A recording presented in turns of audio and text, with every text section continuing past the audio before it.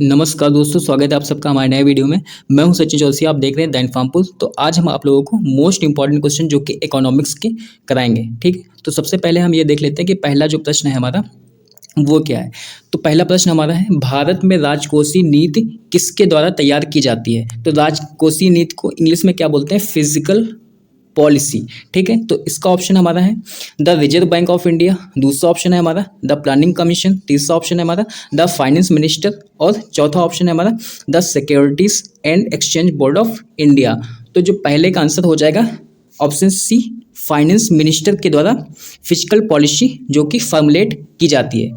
तो बढ़ते हैं अगले प्रश्न की तरफ। अगला प्रश्न है हमारा कि भारतीय लघु उद्योग विकास यानी कि सिडबी की स्थापना कब की गई थी। तो सबसे पहले सिडबी का फुल फॉर्म क्या है हमारा, ये जान लेते हैं कि small industries development bank of India, और इसकी स्थापना बतानी है हमें। तो पहला ऑप्शन हमारा है अप्रैल 2, 1990, दूसरा ऑप्शन है जून 2, 1978, तीसरा ऑप्शन है जुलाई 2, 1998 और चौथा ऑप्शन है हमारा अगस्त 4, 1925। तो इसका जो राइट आंसर है वो हो जाएगा अप्रैल 2, 1990।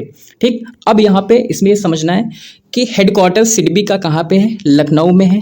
और अगर हम ये पूछें कि हमारी फाइनेंस मिनिस्टर इंडिया की इस समय मौजूदा समय में कौन है, तो निर्मला सीतारमण है। तो बढ़ते हैं अगले प्रश्न की तरफ। अगला प्रश्न है हमारा कि भारत में पहली बार कागजी मुद्रा का प्रचलन किस वर्ष हुआ था। तो जिसका ऑप्शन है हमारा 1787, ऑप्शन बी है 1861, ऑप्शन सी है 1878 और ऑप्शन डी है 1834। इसका राइट आंसर हो जाएगा ऑप्शन बी 1861। इसमें क्या होता है कि पेपर करेंसी एक्ट 1861 के तहत चार्ल्स कैनिंग ने इसको इंट्रोड्यूस किया था। तो हम ये कह सकते हैं कि जो मुद्रा, कागजी मुद्रा का प्रचलन किस वर्ष हुआ था, 1861 इज द राइट आंसर। अब बढ़ते हैं अगले प्रश्न की तरफ। अगला प्रश्न है हमारा, कौन सा निकाय भारत में पूंजी बाजार को नियंत्रित करता है। तो पूंजी बाजार को नियंत्रित करना कौन करता है। तो ऑप्शन ए है हमारा ministry of finance, option B है सेबी, ऑप्शन सी है हमारा आरबीआई, ऑप्शन डी है हमारा IRDAI। तो इसका राइट आंसर हो जाएगा सेबी। सी का फुल फॉर्म हमने बताया था security exchange board of India, जो कि फाउंड करी गई थी 12 अप्रैल 1988 को। ठीक है, इसका हेडक्वार्टर क्या है हमारा, मुंबई में है। ठीक है, अब अगला प्रश्न है हमारा, भारतीय अर्थव्यवस्था के उदारीकरण का अग्रदूत किसे कहा जाता है।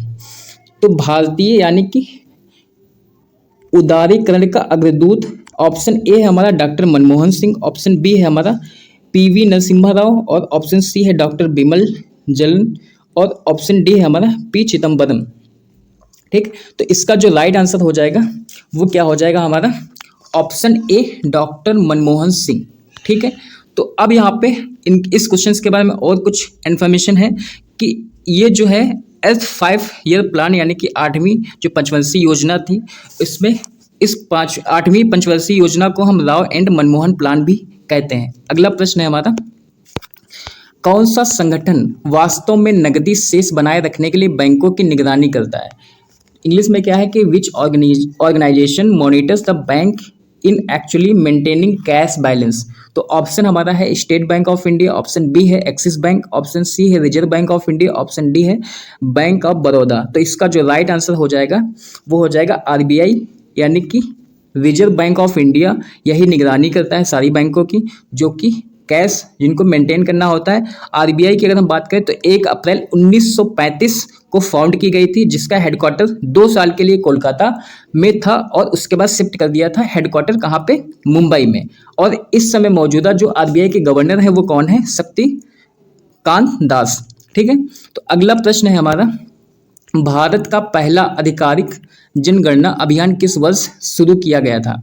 तो ऑप्शन है हमारा 1898, ऑप्शन बी है हमारा 1867, ऑप्शन सी है 1881, ऑप्शन डी है हमारा 1834। तो इसका राइट आंसर हो जाएगा ऑप्शन सी 1881।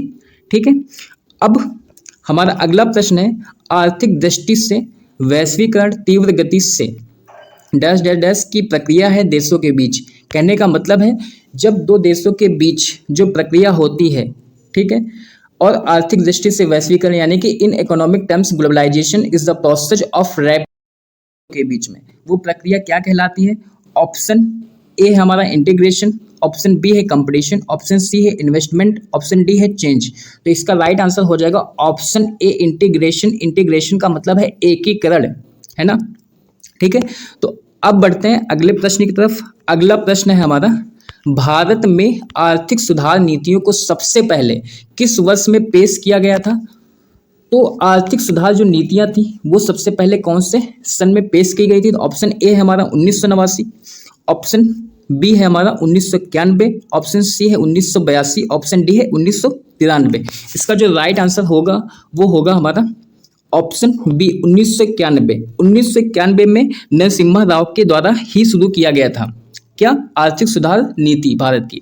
ठीक है, अब अगला प्रश्न है हमारा, आरबीआई बैंकों से किस ब्याज दर पर उधार लेता है?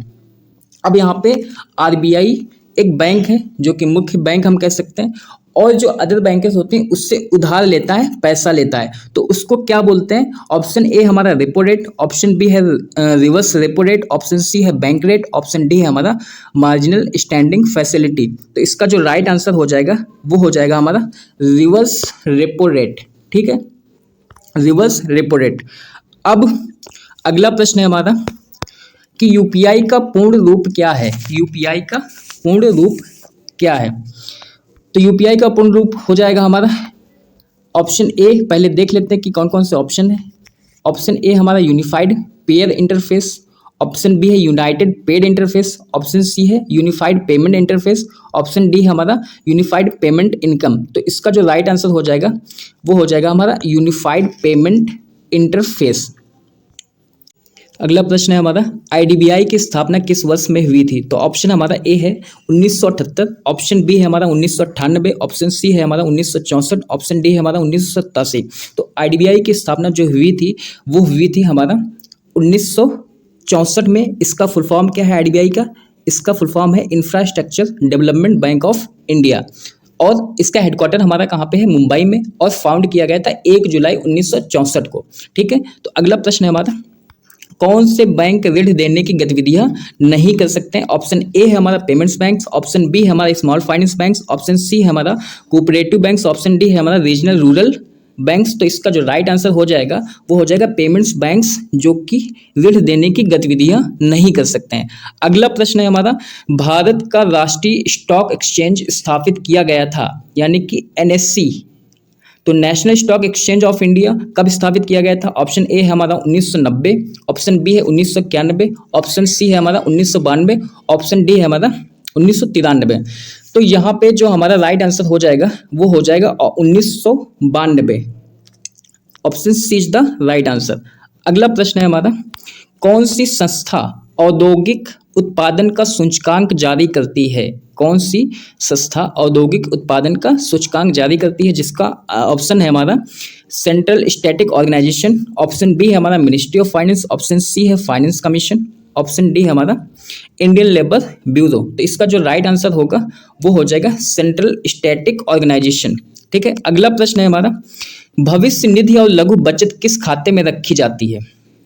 यानी कि प्रोविडेंट फंड्स स्मॉल सेविंग्स किस अकाउंट में रखी जाती है? ऑप्शन ए है हमारा पब्लिक अकाउंट, ऑप्शन बी है कंसोलिडेटेड फंड, ऑप्शन सी है कंटीजेंसी फंड, ऑप्शन डी है नन ऑफ द एबव। तो इसका जो राइट आंसर हो जाएगा वो पब्लिक अकाउंट में provident fund and small savings रखी जाती हैं।